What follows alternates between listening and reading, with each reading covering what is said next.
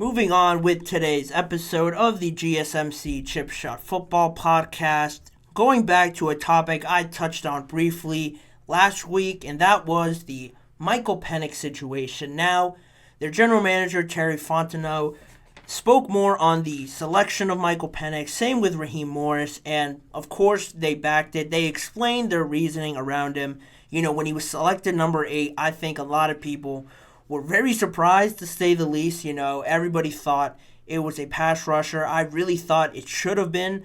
Of course, they addressed it later on. I think their next 4 to 5 picks were defensive players. But just the value you get at number 8 with a Dallas Turner, with a Latu, I just thought you couldn't really envision them getting back there and having another opportunity to draft a top 10 defensive player.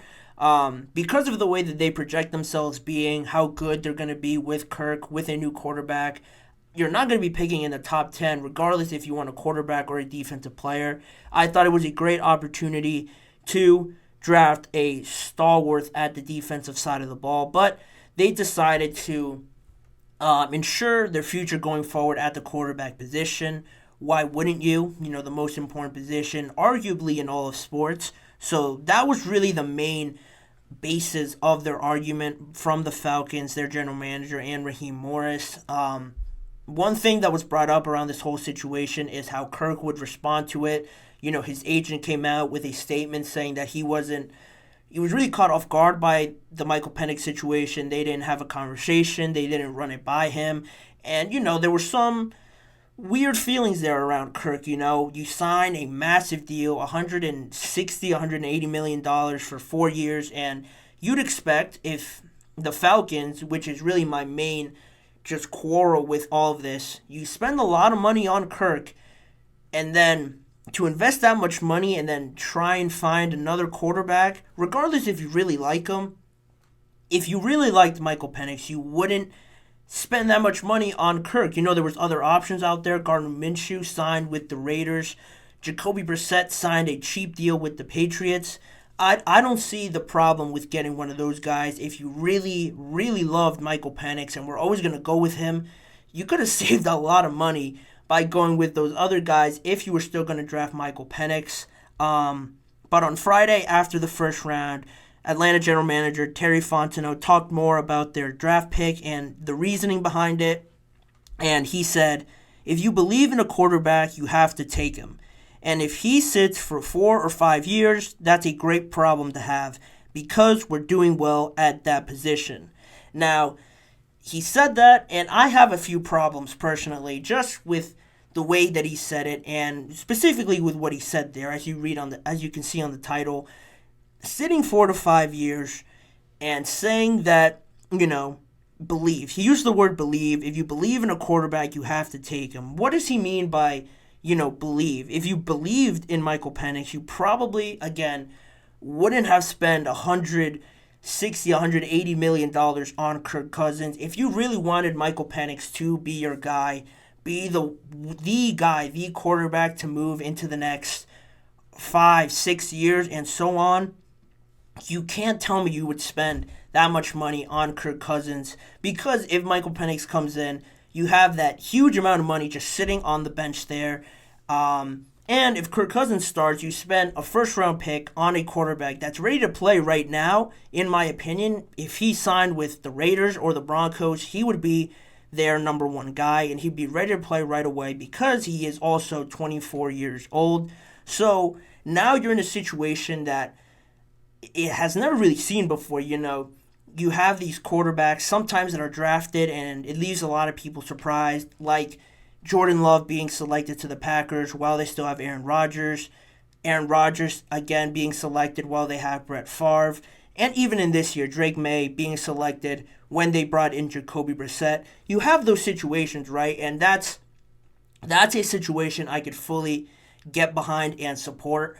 Having a rookie quarterback, a young quarterback with time to learn what it is to be an NFL pro, you have that time because they're 21, 20, 22 years old. They could sit for 2 to 3 years behind a veteran and then be ready to jump into this whole crazy situation that is the NFL.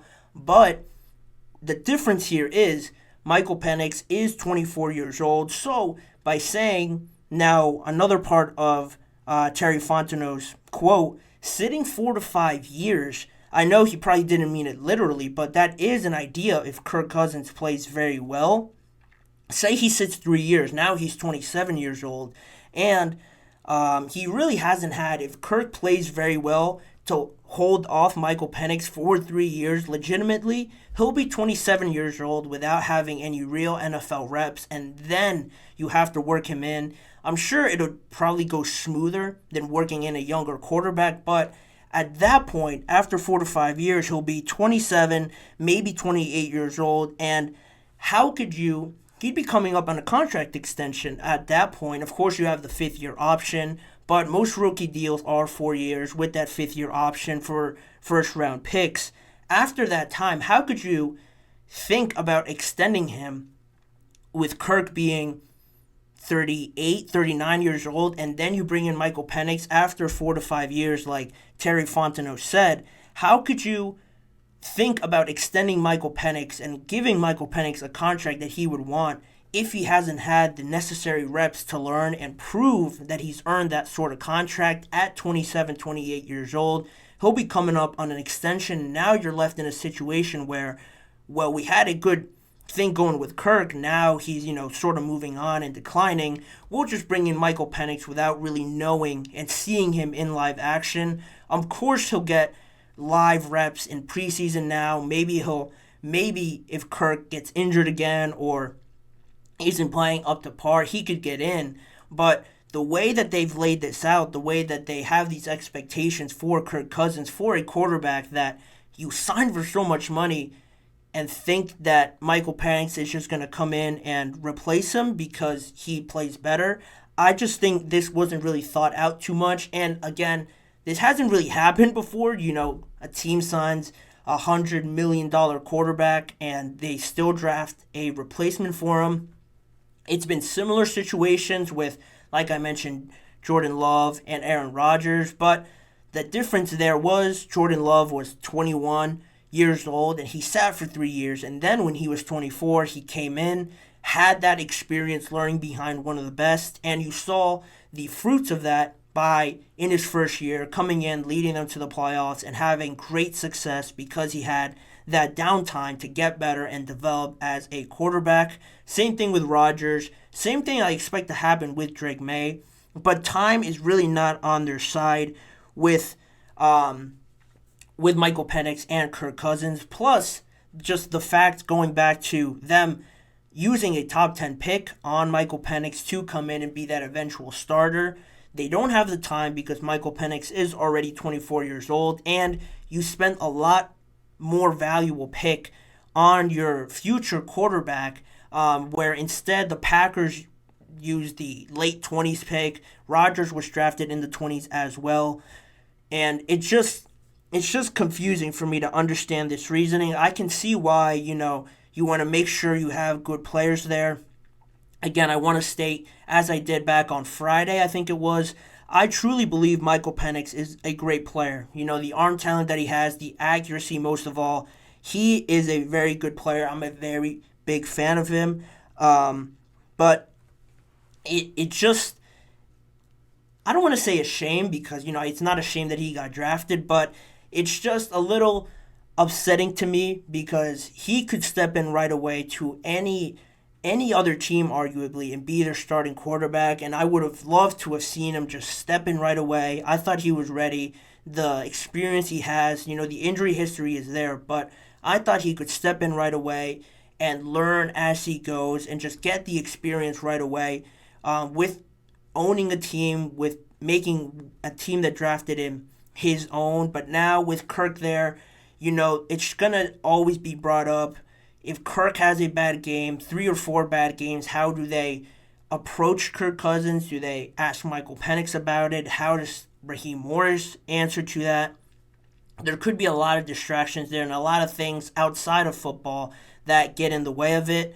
But it was a good sign to see Kirk Cousins reach out to Michael Penix and say, Whatever he did say, he didn't disclose that, but Michael Penix said that they had a good conversation, and there seems to be no awkwardness there between Kirk and Penix. So ideally for the Falcons, this would work out sort of to motivate Kirk Cousins, and then you get the most out of him, the most out of that money you've invested in him.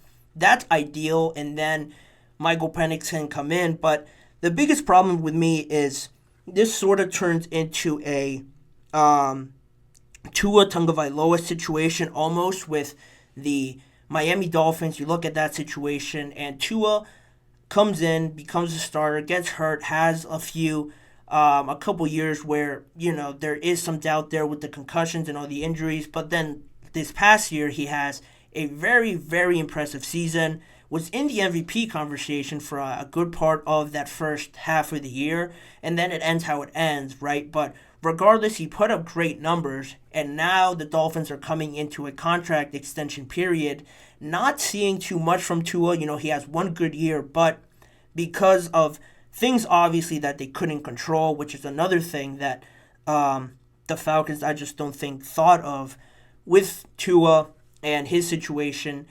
Now, not a lot of tape out there for the Dolphins to say, he's been consistent in the NFL, starting game, season after season. Let's extend him. Now, instead, the Dolphins are thinking, well, he had one good year, but is he going to get hurt again? What if it was just I don't want to say a fluke, but what if it was just one really good year, and then the rest of his time with the Dolphins is up and down, pretty average? And the Dolphins right now really don't know what to do with Tua. They could extend him, or not extend him. Well, they could extend him, but they could franchise tag him if they don't really know what to do. It just seems like they're in a 50-50 spot with Tua, where they're still vying for their options, not really knowing what to go off of because he's only had one good year. Similarly with this situation, Kirk, like I mentioned before, plays 3 years, then Michael Penix comes in, then he's due for an extension that next year. How can you base any sort of contract off of one good year when maybe he gets hurt? He's had a lot of ACL injuries, shoulder injuries as well. What if he gets hurt again? What if he doesn't play well? What if the team just changes over the years as well? You lose some pieces here or there. The offensive line gets worse. A lot of things can change from year to year in the NFL. To just think Michael Penix can step in and just carry on what Kirk did, I think is a bit hopeful and almost unrealistic to a point. And again, I don't want to say that it was a problem that Michael Penix got drafted.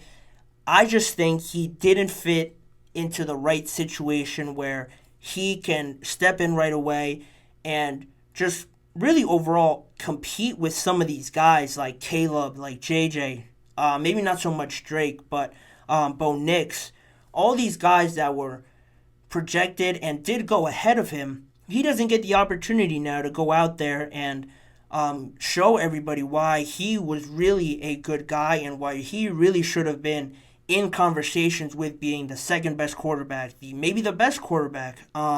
You never know how it would have turned out this year, because now most likely he's going to be sitting for most of that season, his first couple seasons behind Kirk, because of all that money they paid him, because Kirk is coming off a very good year. A lot of people will forget, because of that Achilles injury. If he didn't get that, he probably would have had his best year of his career. I expect that to carry on. I'm sure the Falcons did, because they gave him all that money. So now, on top of it all, Michael Penix doesn't get the opportunity to show why he could have been maybe the best quarterback taken in this draft. He won't get the chance to prove that right away, and maybe by the time he does, he'll be 27, 28 years old, and that's not really ideal. But there's always the chance, right? Kirk gets hurt and he comes in. You don't want to wish that, but it's a lot of maybes and ifs with this whole situation. Not a lot of guarantees. That I think drafting a defensive player certainly would have given you a guarantee that it would have been better than what you've had going these last few years on that defensive side of the ball. They're one of the worst in pass rush win rate. They don't get a lot of sacks, and it's just hard on their secondary and all their defense overall to try and limit teams to 15, 20 points. If they have no pass rush, then there's more pressure on the offense as well. I expect them to be better because they have a better quarterback, but it's hard to say they could get to where they want to get with no real defensive pressure, no real proven talent on that side of the ball. But, what can they do about it now? It's a decision that they might live to regret, or they might surprise a lot of people. As of right now, I think there's more doubts about it. We're just going to have to see how it all plays out. But certainly, I'm confused by it still. I could accept the reasoning, but, it all has to just depend on how it all plays out and how, maybe other players turn out as well. And then we could determine how good of a choice this was later down the road. But for right now, we'll leave it there, and we're going to move on with the show. One more topic to cover, the most recent news of them all. Ezekiel Elliott returns to the team that drafted him in Dallas on a one-year deal. I'll give you all the details to that and my thoughts overall on what the Dallas Cowboys are doing at the running back position. So don't go anywhere. We'll be right back after this short break.